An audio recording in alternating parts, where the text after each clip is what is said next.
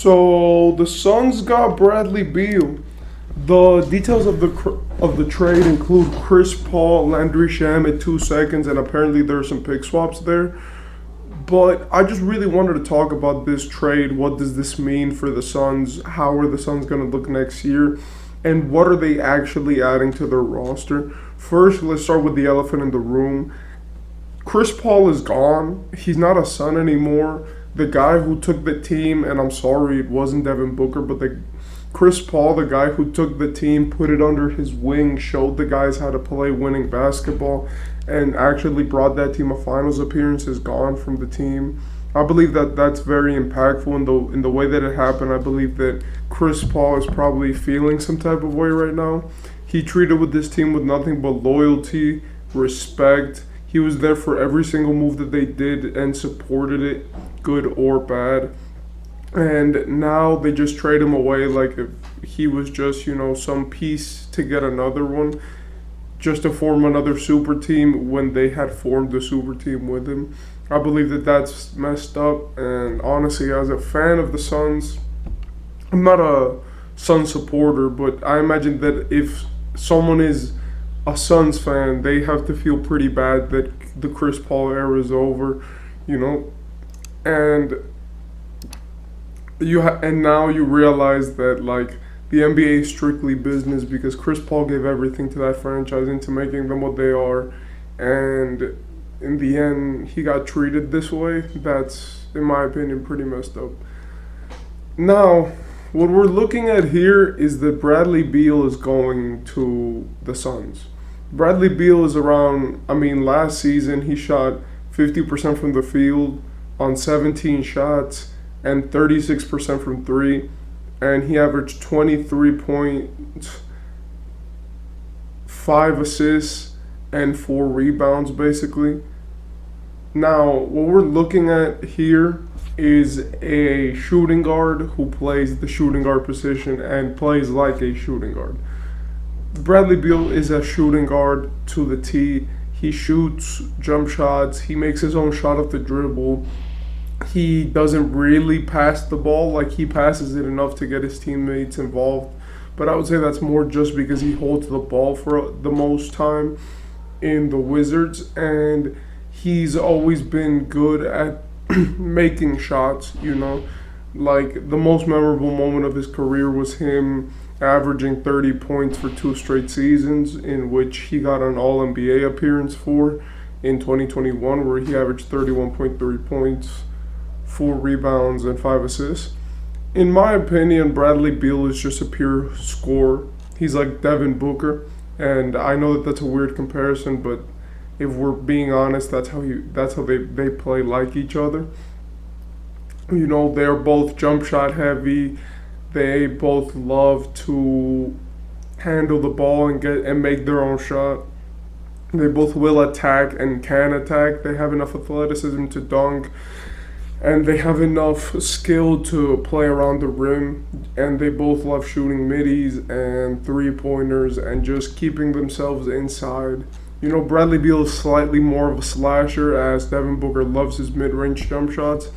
But basically they added another Devin Booker, just this one is more experienced, and he's also more in tune with his play style, because Devin Booker's still figuring some things out, in my opinion, because of his age.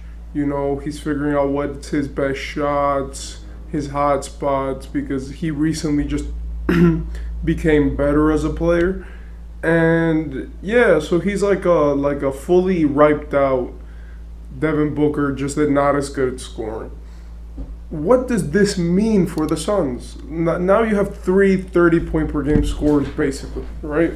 You have Devin Booker, right, which can score 30. He's averaged 28 this season, and in the playoffs he averaged 30 plus, and he's been phenomenal this season. So you have that. Then you have Kevin Durant, which could get you 30 points in his sleep and doesn't really have to try to get 30 points. And then now you have Bradley Beal, which has averaged 30 points twice. So you have three scores now, and I just want to talk about what is the future for this team. Like, seriously, let's talk about that. The future for the Phoenix Suns looks shaky. You have three scorers on your team who all need the ball, and you have a center in DeAndre Ayton who also needs the ball. Apart from all of this, you also have an extreme lack of depth on your team, which is plaguing your bench because the only two players that you have, which are not stars and can play, are Torrey Craig and Josh Okogie. So now, if you're the Phoenix Suns, right, what do you do? Like, you have three primary scorers. You have one good center, but who just turns off in the playoffs when he is faced against good centers. And you have three guys who need touches and are primary scorers. I don't doubt that this team will have an easy time getting the ball in the basket, but as of winning a championship and playing defense, especially since they just signed Frank Vogel to be their head coach, I do not believe that the Phoenix Suns could win the championship.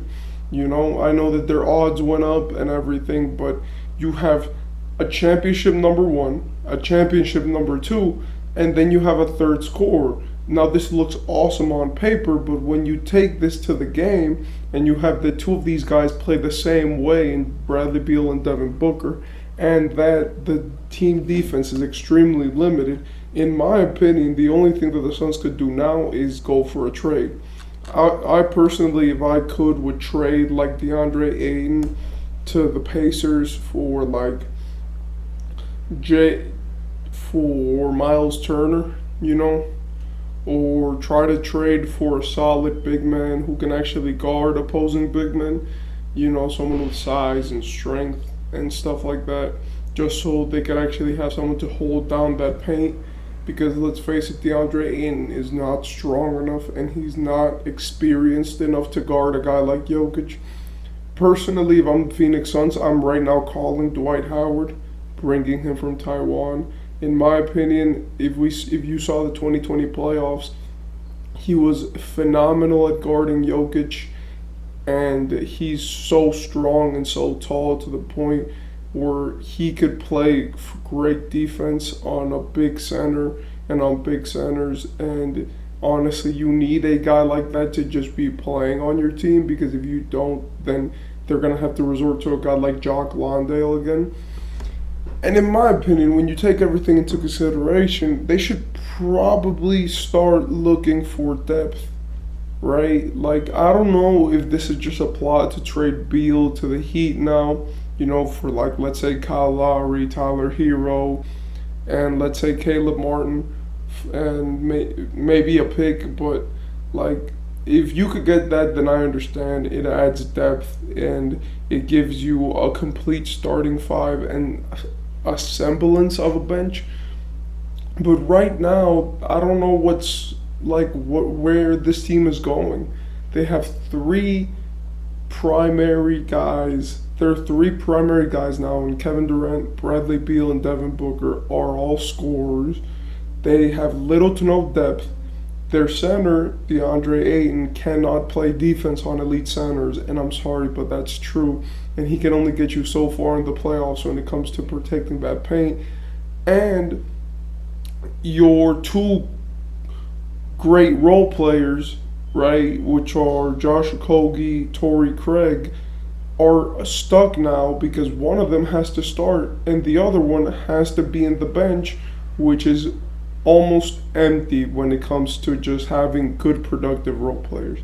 In my opinion, this team cannot beat Denver, and they cannot beat the Lakers next year if the Lakers just run it back with the guys that they have.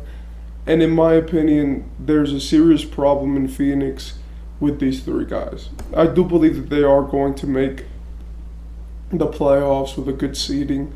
Like, in between those three guys, they'll score enough points just to beat out 90% of the teams in the league. And let's face it, that's just going to happen, right? Like, how are you going to stop KD, Devin Booker, and Bradley Beal on the same team? But if I were the Suns, I would start looking for a point guard, maybe Russell Westbrook to distribute, and I would start looking for defensive options to trade Ayton, right? Like maybe get Miles Turner and Jalen Smith, right, for with a few picks for Ayton, and then you sign Dwight Howard to be that backup strong guy.